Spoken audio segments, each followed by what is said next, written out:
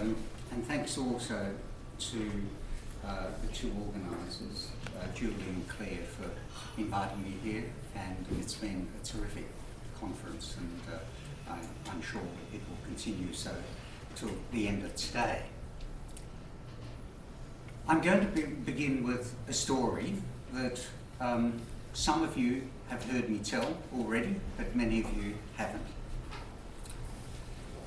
Possibly as early as October 1677 or early in 1678, a young Bavarian painter, Christoph Heitzmann, painted a triptych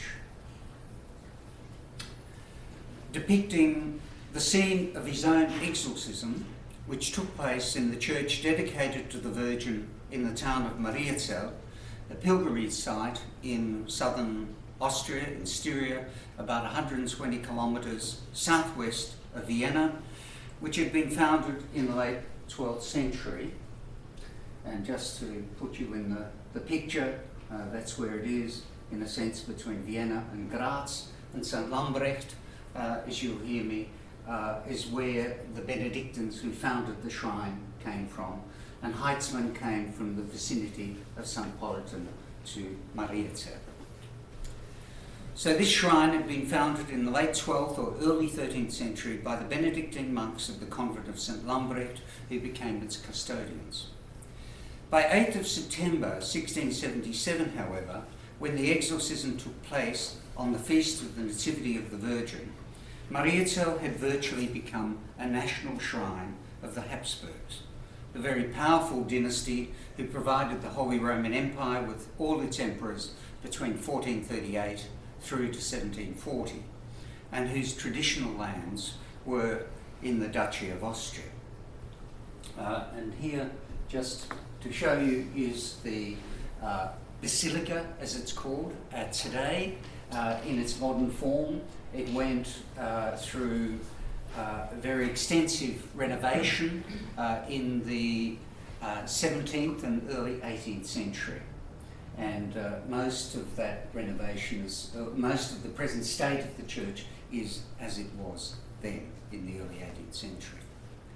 The surviving records of this event involving Heitzmann are found in a folk song of 25 verses, which seems to have been written about the same time as the painting, and also in a Latin work called Trofeum Mariano Celense, or the Victory Trophy of Mariazel, probably written a year or so later, and in 1717 included with other documents in a dossier put together by the abbot Adalbert Eremias, one of the Benedictine monks from St. Lambrecht, who were custodians of the shrine. The exorcism account relates that after 3 nights of unsuccessful attempts to exorcise Heitzmann by the Benedictine exorcist, Father Sebastian Meitinger, Heitzmann suddenly saw at the altar of the so-called Chapel of Mercy, a terrifying apparition of the devil surrounded by a very bright, fiery light.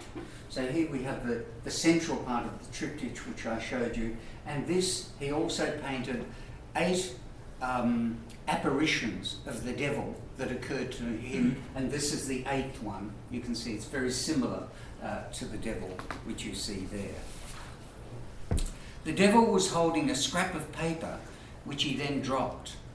Heitzmann realised that the paper was none other than the pact which had been signed with his own blood 9 years earlier, when he assigned himself to the devil as his servile son for 9 years, and after these 9 years had promised to give himself up to the devil in both body and soul.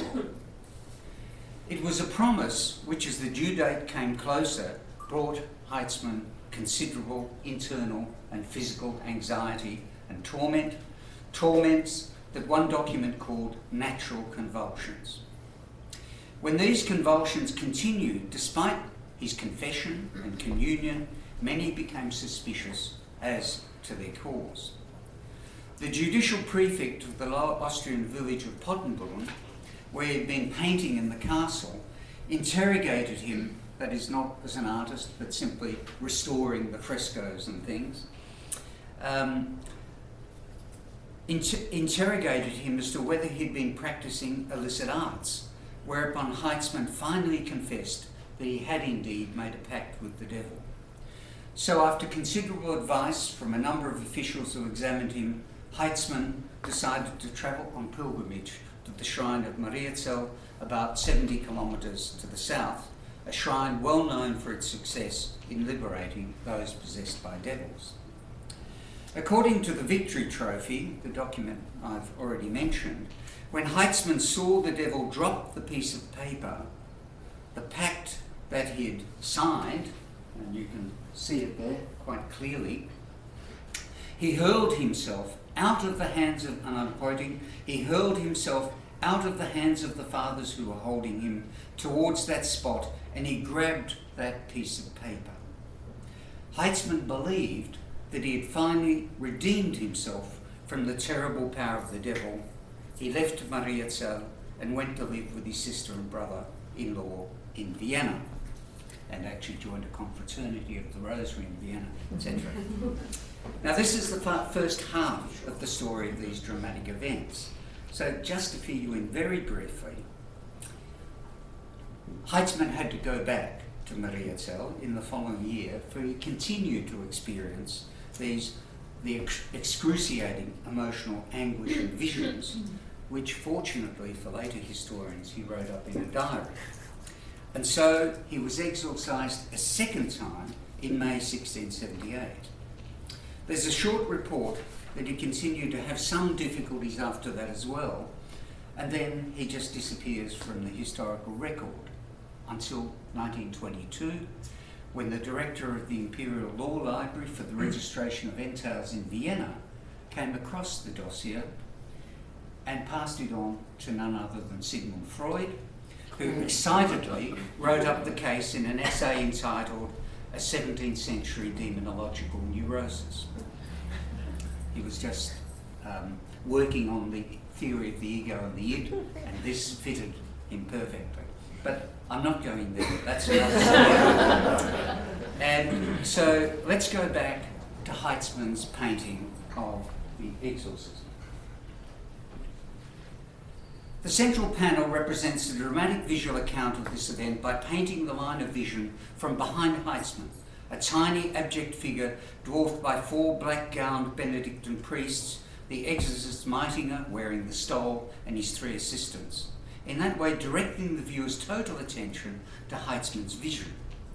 The scene is located in the Chapel of Mercy, clearly discernible by the classical arch crowned with the statues of Joseph in the centre and Mary's parents Joachim and Anne on either side, and fits in to that kind of familial notion that develops in the 16th century very, very strongly about Mary's place and Christ's place within his family structure.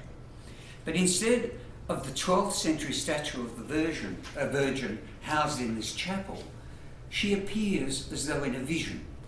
This vision represents the end game of Heitzmann's 9-year narrative. On the left, you have a scene of the devil appearing to Heitzmann for the first time in the first of his visions. As the reconstructed text there reads, in translation, Christoph Heitzmann, a painter, is persuaded by the devil the first time under the guise of an honourable burgher, I might add with a black dog, to persuade him to sign the pact as a son.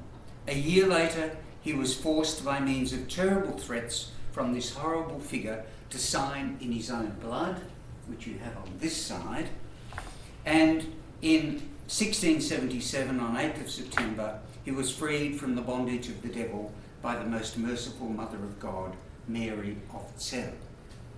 I think it's fairly clear that this somewhat unusual painting needs to be understood as an ex-voto, as a votive image.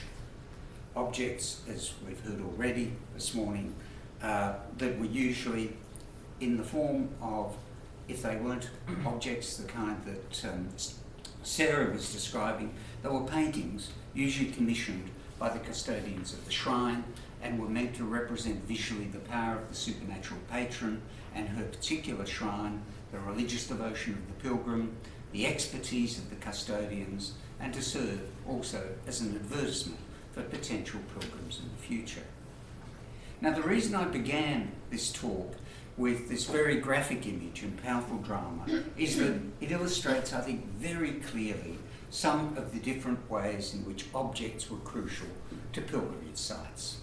The votive image itself, in this case part of a larger propaganda dossier put together several decades later, the piece of paper held by the devil on which was written the pact which Heitzman had signed with his blood, and I'll just give you a blow-up of both those. There you can see the pact in ink, and here you can see, in blood, and there you can see the pact in ink, which the pacts that he desperately grabbed when the devil dropped it, rather the one in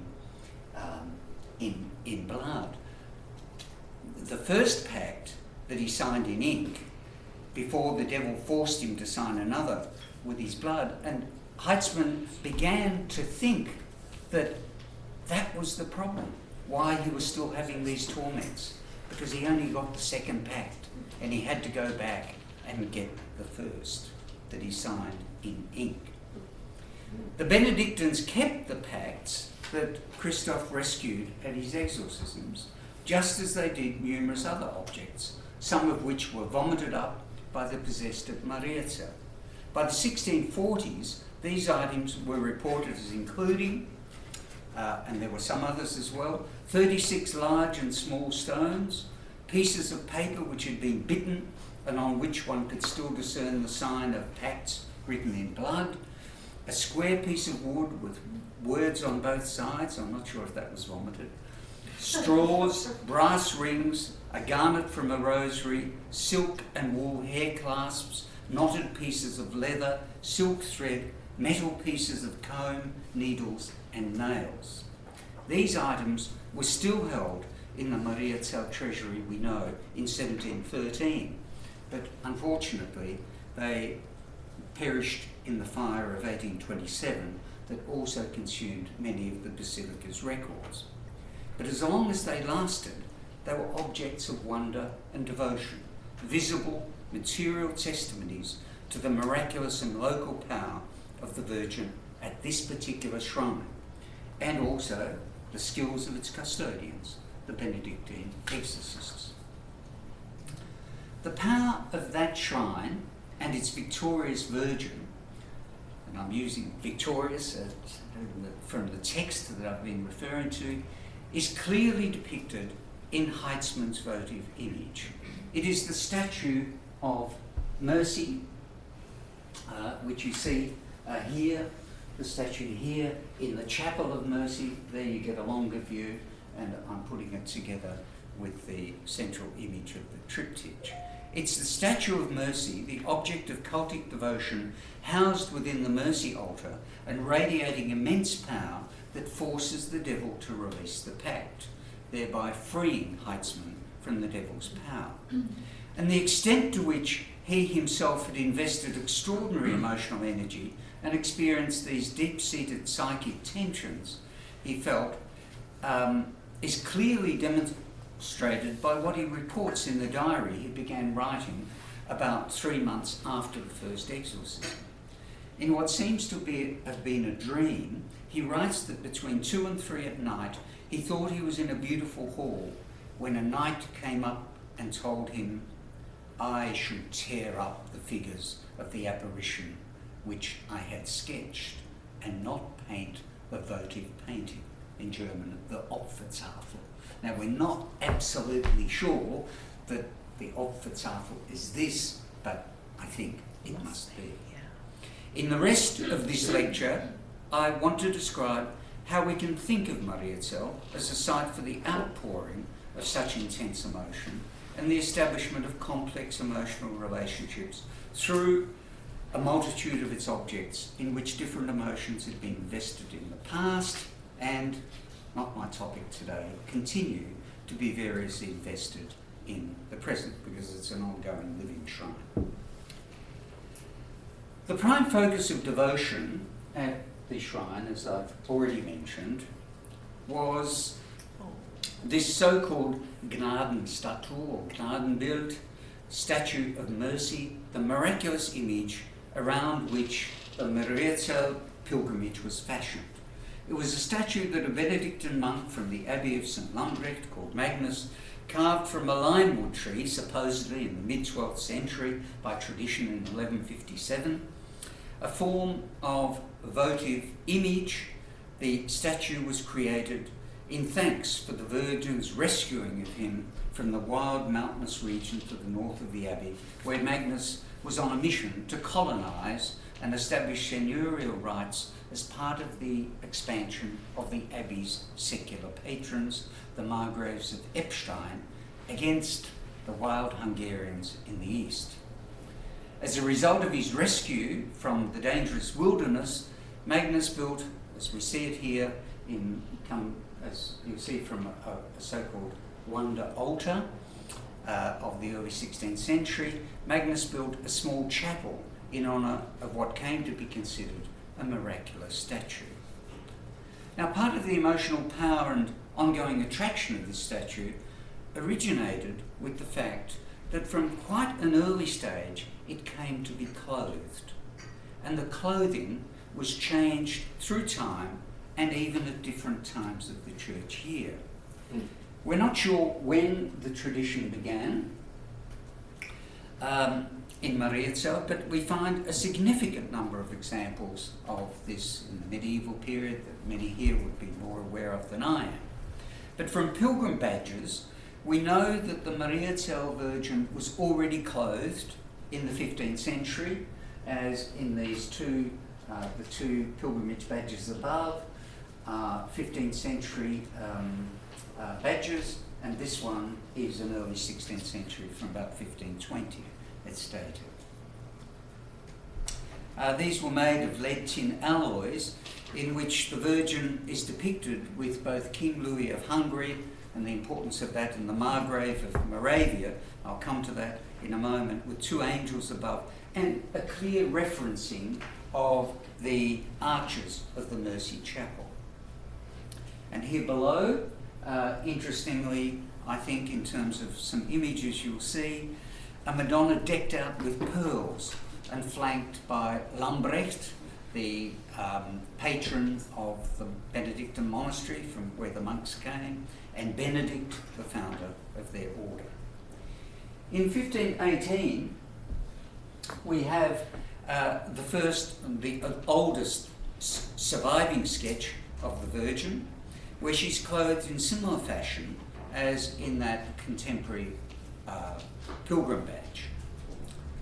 Certainly since the 17th century, the statue was usually displayed clothed and also crowned, as we see here in these two 17th century confessional testimonials that were handed out to demonstrate that people had or purchased, I'm not quite sure that they actually had, I'm sure something was paid for them, that they had their confession heard.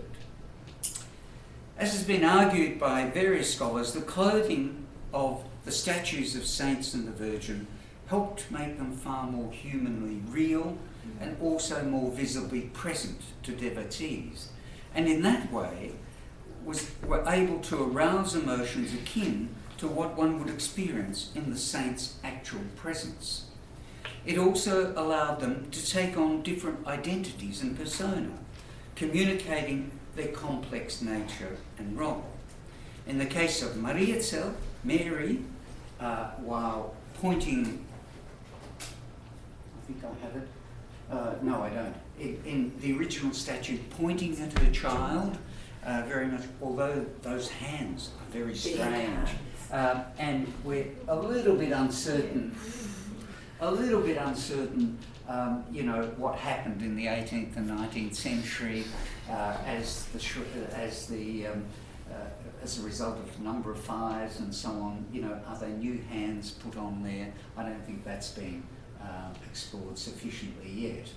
But that kind of statue takes on quite a different persona, I think, than when it begins to be clothed in the 17th and 18th century, and here a far more contemporary image, very importantly in terms of what I'm going to be talking about, emblazoned with the shields of the various territories that come under her protection and from which pilgrims primarily came.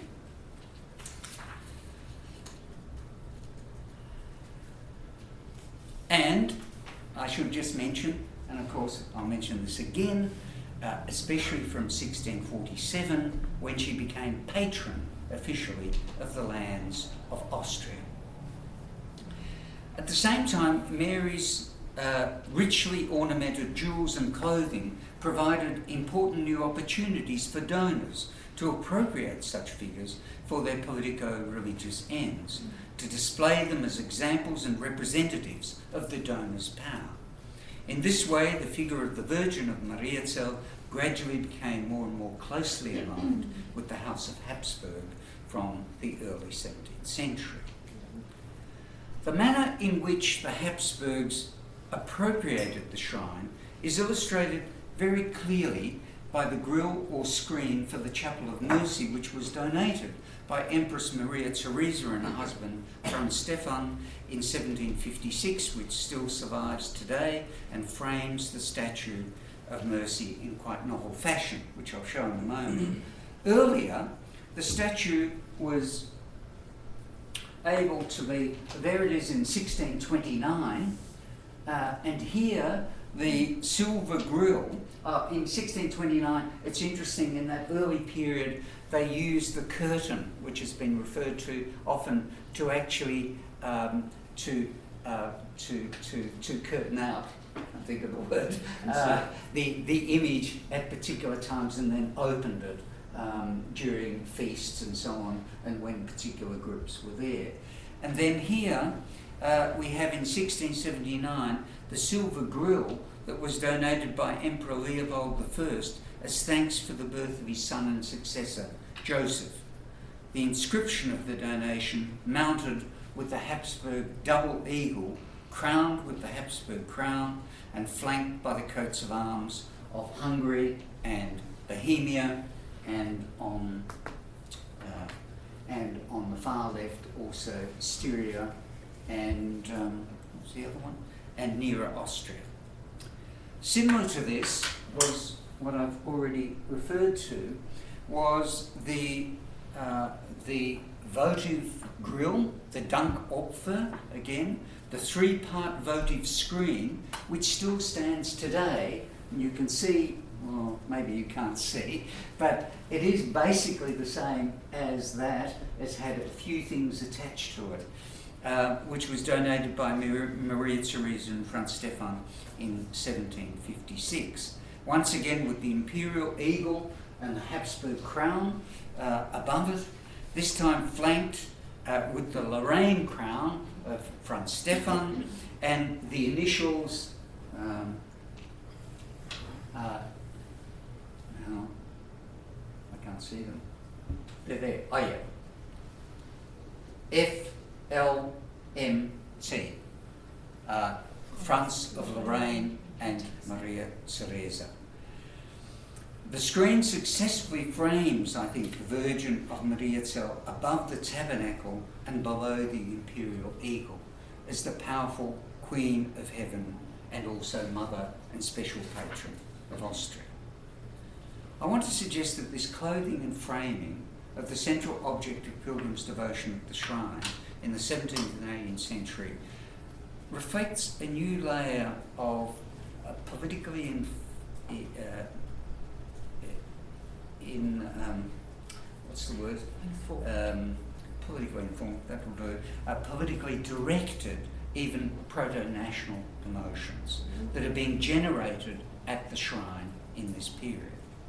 Prior to the 17th century, the shrine holds out hope for individual liberation and healing, with added scripts for gratitude and belonging, emotional expectations aroused both through the foundational stories propagated by the shrine's custodians and through the more recent reports of individuals' experiences, both of which find their place in prayers, songs, sermons, images, and miracle books. And today I'm going to concentrate on the images.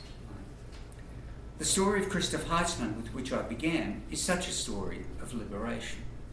But these individual stories are also found visually in the Basilica's frescoes, as well as in particular objects such as the large miracle altar that I've referred to already, commissioned by an abbot, the abbot Valentin Pira, and created by an artist named the master of the Brucker Martinstafel between 1518 and 1522, which provides snapshots of 47 miracles, because it also has miracles on the back of the two sides that are closed. So 47 in total miracles of the Virgin, after she was implored by pilgrims at the shrine to heal all manner of illnesses, injuries, disabilities. Epilepsy comes up quite often, blindness, lameness, to bring back the dead infants in particular, to bring them back to life, cases of stillbirths that are then brought back to life. She's implored to overcome fertility, becoming quite important as we'll see in a moment, releasing prisoners from captivity, to remove those threatened by danger in storms, drowning from wild animals, threatening neighbours as well, and of course to exorcise the possessed. And I've just put a couple here. Unfortunately, I had a problem yesterday in putting some of these in. They've been corrupted, and they were jettisoning the whole thing, so I had to leave them out. But here's a case of a storm, and here's a case of a possession. I think I might have another one. Yeah, I'll just look at it too.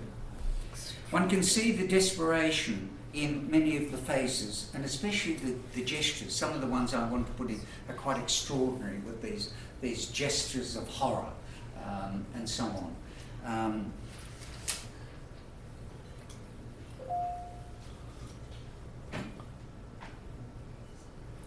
You can see the desperation in the faces, and especially the gestures of many of those who pray for healing, the life of a dead child, a successful exorcism, etc. So too in the woodcuts. There was a series of woodcuts done, of which we're not sure how many were done, because we have a set of 22, but we have 26 in total at the moment are known, produced by an anonymous artist, also about 1520, who was influenced by the young Cranach and Wolf Huber of the Donau School. Here you see is depicted a man whose limbs had been broken and mounted on a wheel, but once he prayed to the Virgin of Mariazel, he fell off the wheel. And those of you who know that form of punishment, it's absolutely brutal. All the bones are broken first, but he fell off the wheel, and he was brought to Mariazel, where as soon as he touched the screen before the statue of mercy, he was freed from all his pain.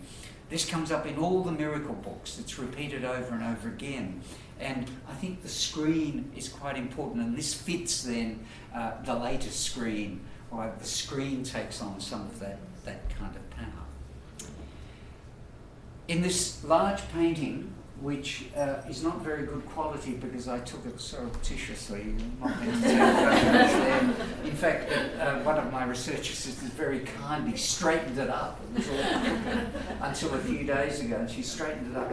I don't know if you can see it at the back, but you possibly get a better sense of the shrine. You can, and one person who is naked to the waist has been taken in by assistants who work there beyond the what we'd call the rails, the altar rails, where another couple are waiting to be taken in closer to the image itself. And this was created by Marcus Weiss in the 1620s as a part of a series of 32 miracle stories which are around the church, but you can't photograph them. You have to pay a lot to get good photographs, which I will do, but if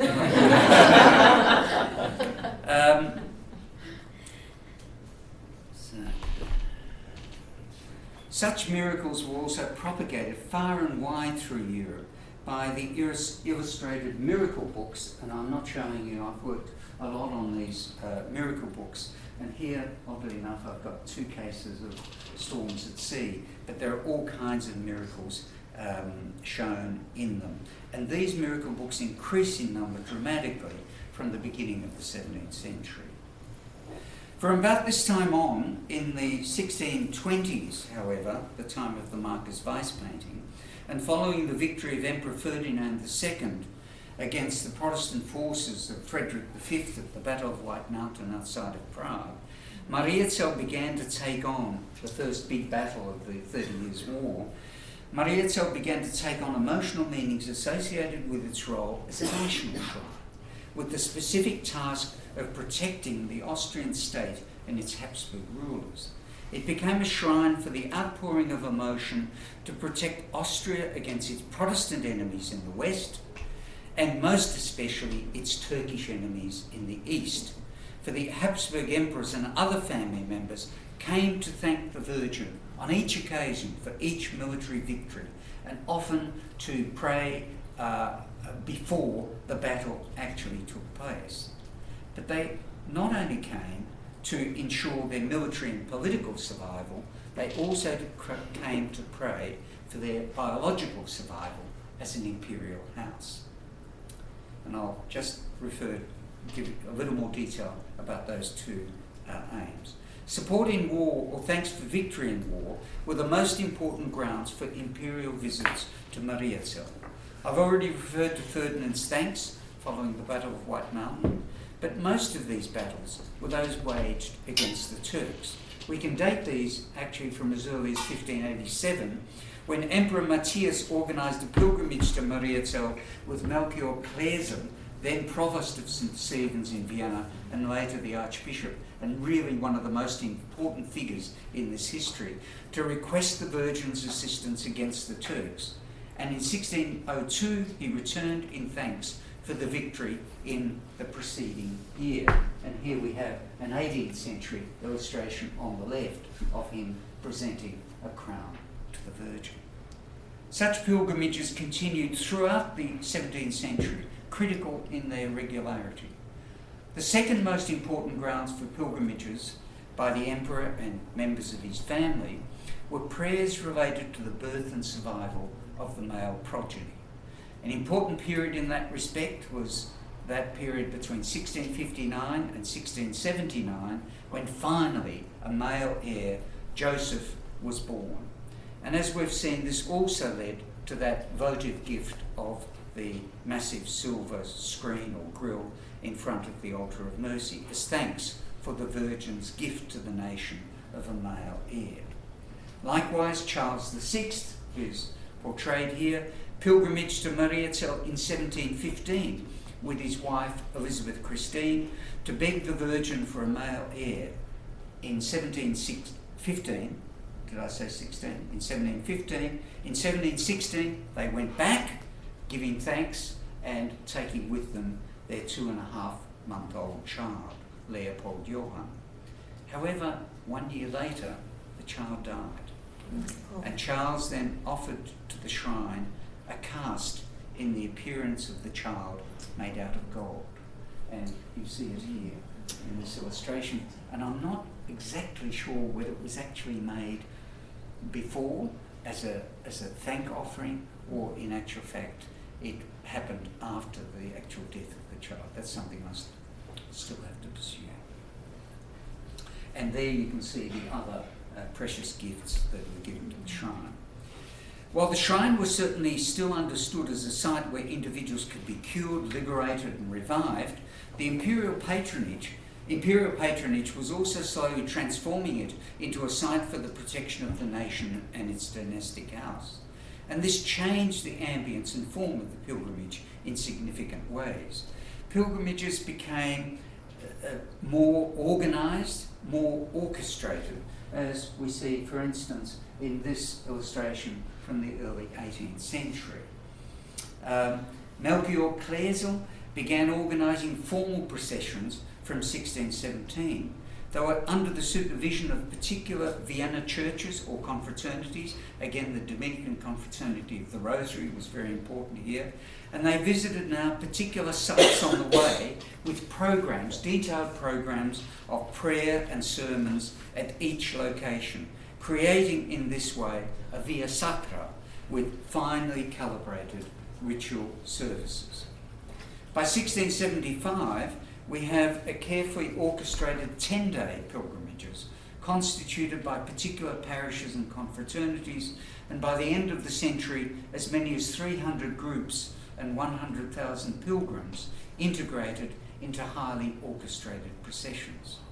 And the precious votive objects that flooded into the shrine's treasury, as well as the gift of saintly relics, although they don't play a big part in Mariazell as they do in other places, from popes, bishops and the nobility, also help underline the shrine's new orientation. This emphasis on precious ornamentation and display, on creating a space for wondrous awe and celebration of a powerful protector of the nation, nevertheless had deep roots in the history of the shrine and in its foundational stories, which the Habsburgs and their supporters were able to exploit. These foundational stories have immediately confronted pilgrims to Mariazell since the mid-15th century as they enter through the church's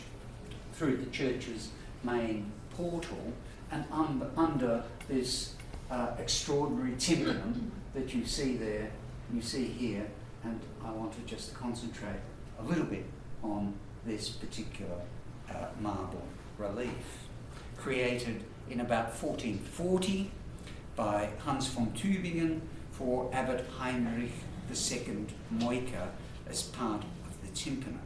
And despite the total renovation of the church in the 17th century, this relief still survives today.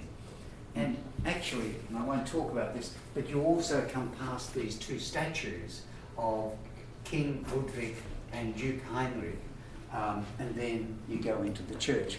But they're 19th century, so I'm not talking about them, but certainly you have that experience today. You're going into some kind of royal or imperial space. Very prominent at left, and I'll just cut this up, at the left is Mary, Queen of Heaven, figured as the Madonna of Mercy, with her outstretched cloak protecting her devotees, named in German more commonly the Schutzmantel Madonna, protecting them under her protective cloak. And to her left, you have here, not working, okay. You have here Duke Heinrich and his spouse Anne, who became one of the important patrons. It's a Moravian couple, one of the most important patrons who was suffering from gout and were guided to Mariazell by St. Wenceslaus. And there's another important history there, because this was put up just at the time of the Hussite Wars, so that had that kind of message at the time.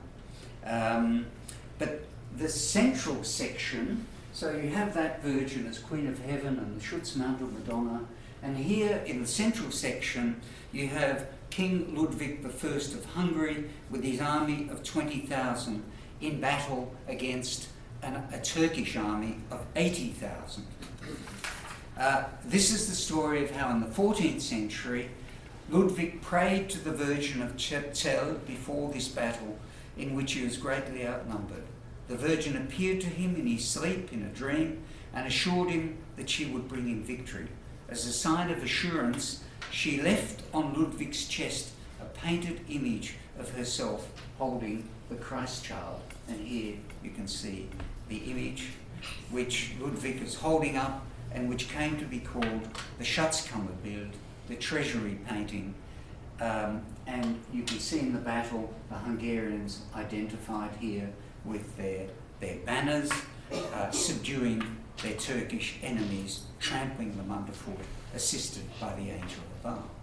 This event defined Mariazell as a location for royal patronage and extended the geographical range of its sacral reach beyond Austria and Bohemia, and most importantly, clearly identified the shrine with Christian conquest over infidel Turks in the east.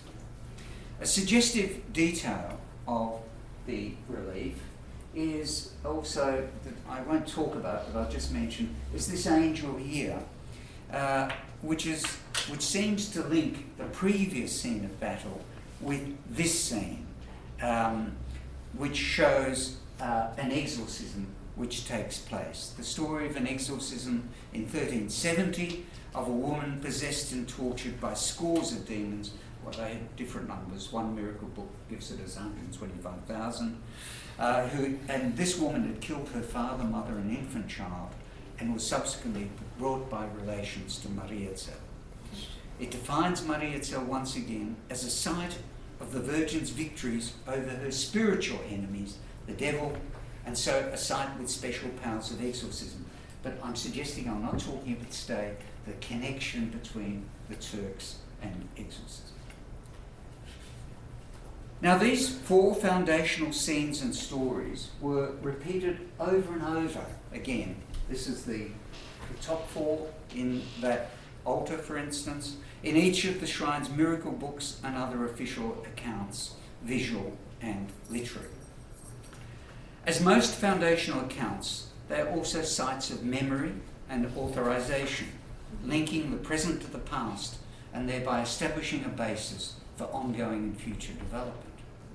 And one of these foundational stories was integral to the Habsburg transformation of the shrine in the 17th century, namely the victory of Ludwig over the Turks through the intercession of the Virgin.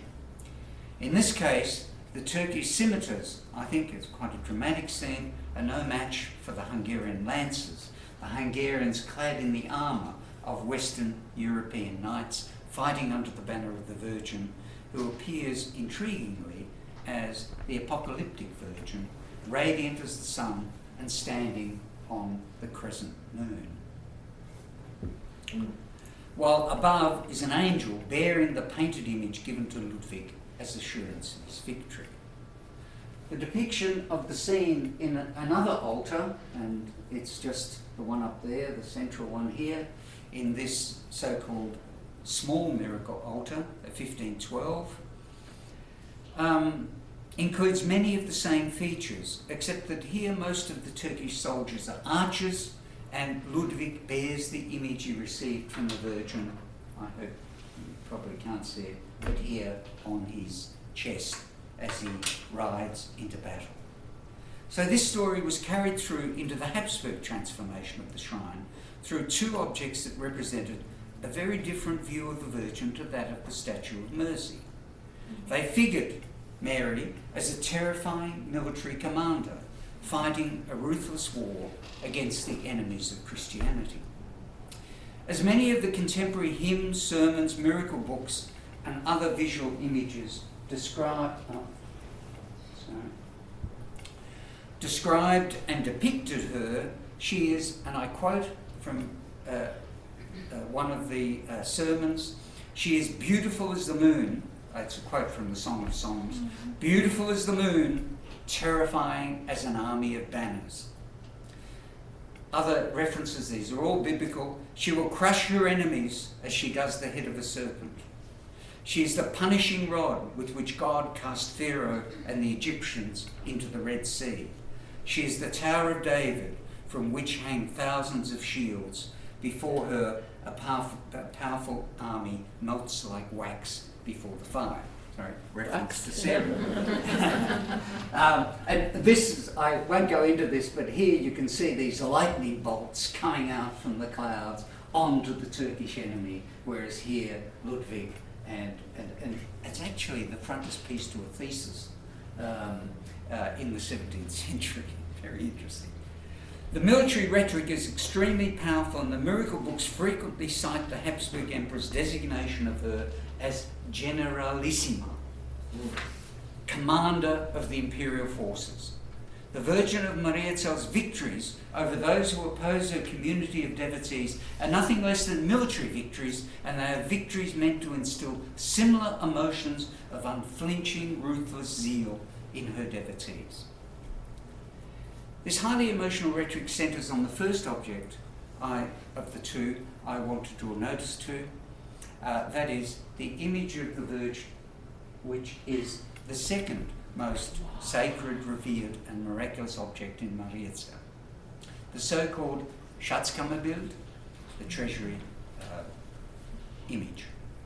The painting is generally attributed to Andrea Vanni of Siena and was created about 1360, while the frame was probably created by a Neapolitan goldsmith shortly after. The precious stones in the child Jesus' halo were donated in the early 17th century, and the Virgin's halo was created in the later 18th century.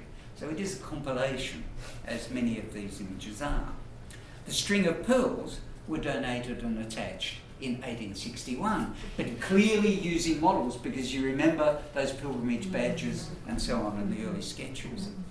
The image was thought to represent the painting left on the chest of Ludwig by the Virgin Mary as an assurance of the victory he would enjoy against the Turks. And it's found everywhere in visual and literary material related to Mariazel. Its military associations clearly referenced by a baldachin similar to a military tent, which was created over the altars where the image hung in the 17th and 18th century. And these kinds of associations survive through to the present with I'll show you the next one. With the altar, here it is, as it is today, in the Northern Treasury, draped with the same kind of baldachin, and very significantly, an additional thing with an antipendium donated by Maria Theresa in 1769.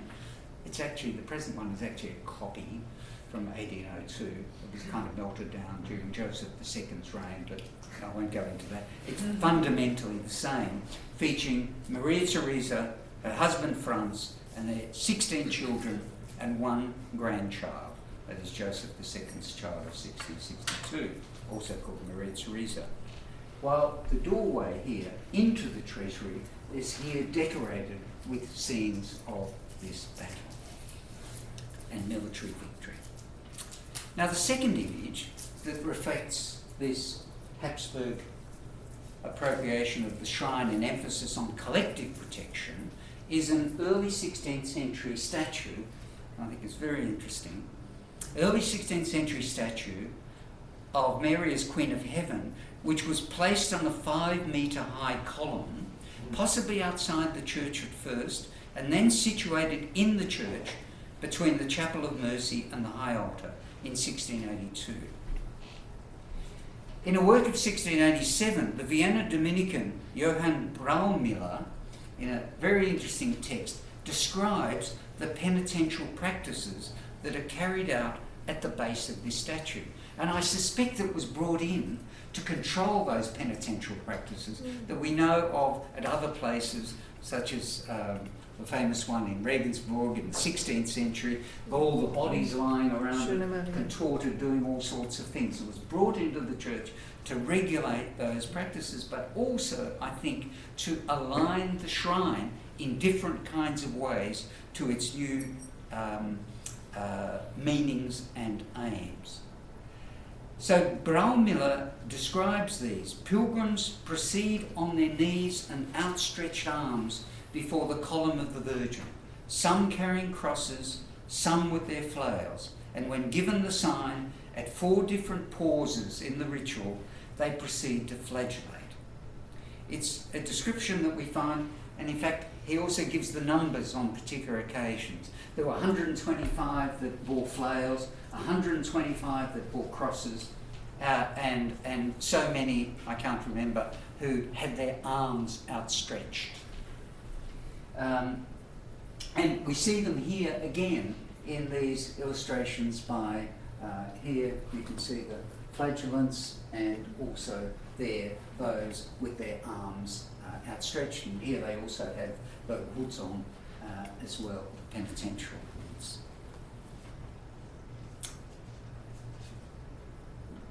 It would appear that the rituals promoted at the shrine begin to take on new forms, and that penitential pilgrimages become more common.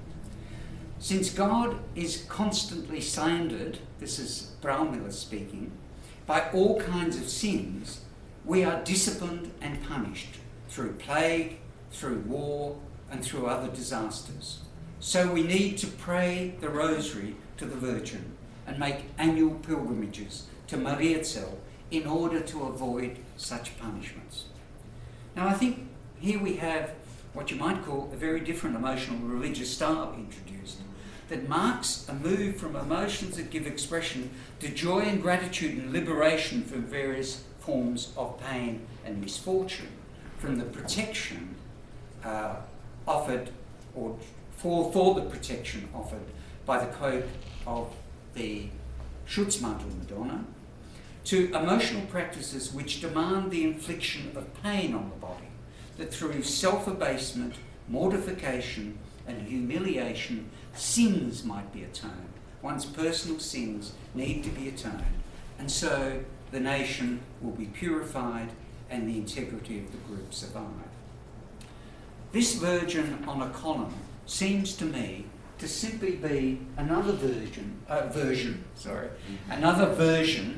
the column that Ferdinand erected in the square Am Hof in front of the Jesuit church in Vienna in 1648 in thanks for the liberation of the city from the Swedes, who at the end of the 30-Year War were threatening to enter the city and take it.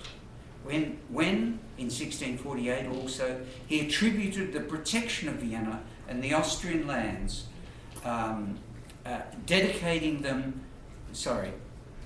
he attributed the protection of those lands to the Virgin, dedicated the Austrian lands to Mary Immaculate, and identified her with the Virgin of Mariazel as, quote, the great mother of Austria.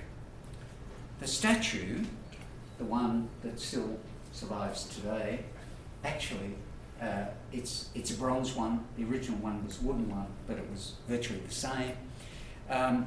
Was a figure of the Immaculate Conception, a woman of the Apocalypse surrounded by the sun, crowned with stars, the moon under her feet, significantly so at this period, since that also represented the old archenemy, the Turk, while also standing on a dragon through whose neck, I hope you can see, she's plunged a huge, today, golden arrow.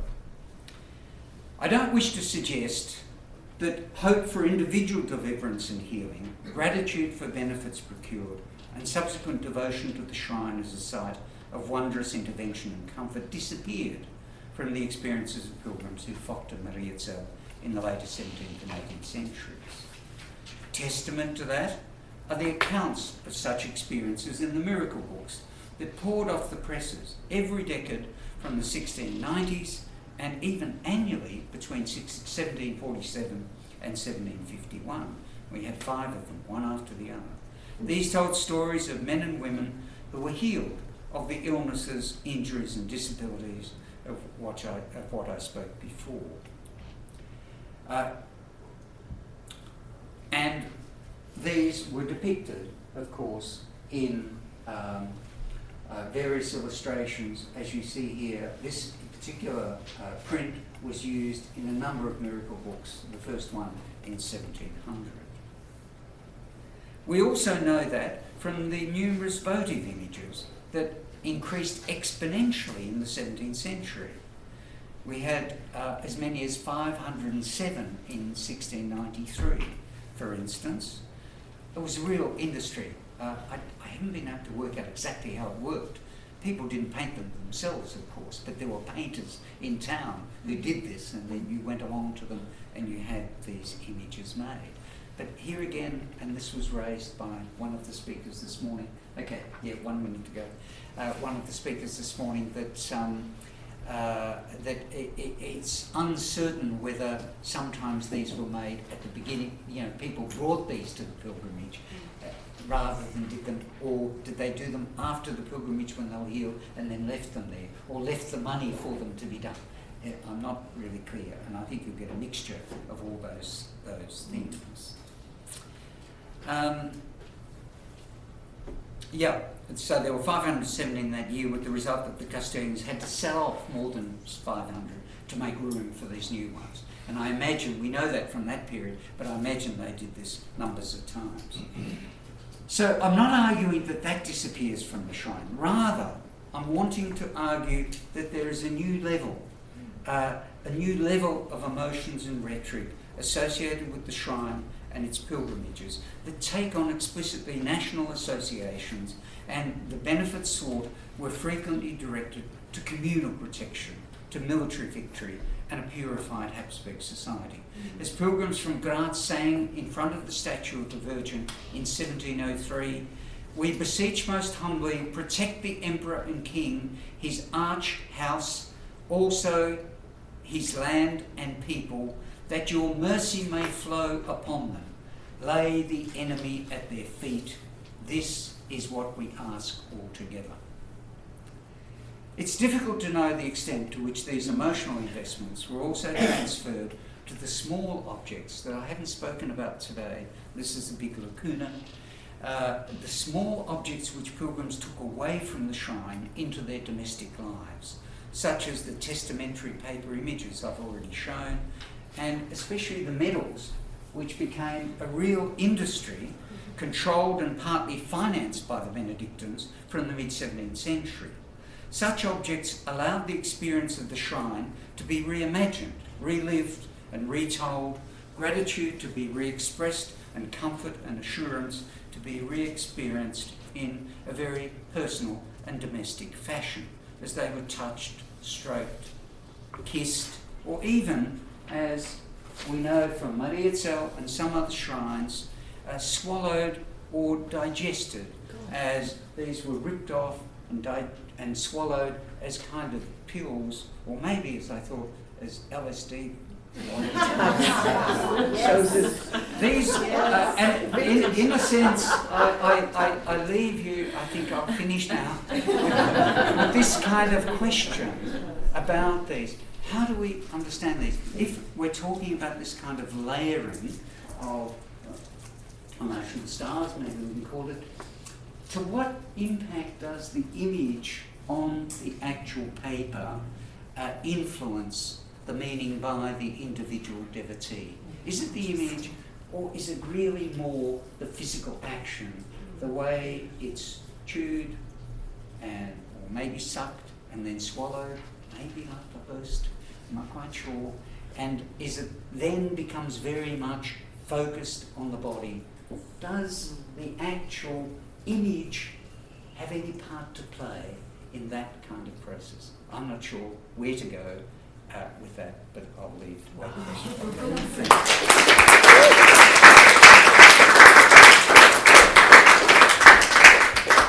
I'd like to thank Charles for that fascinating paper. The amount of detail that was packed in there was phenomenal. But unfortunately, we're actually at time for lunch. So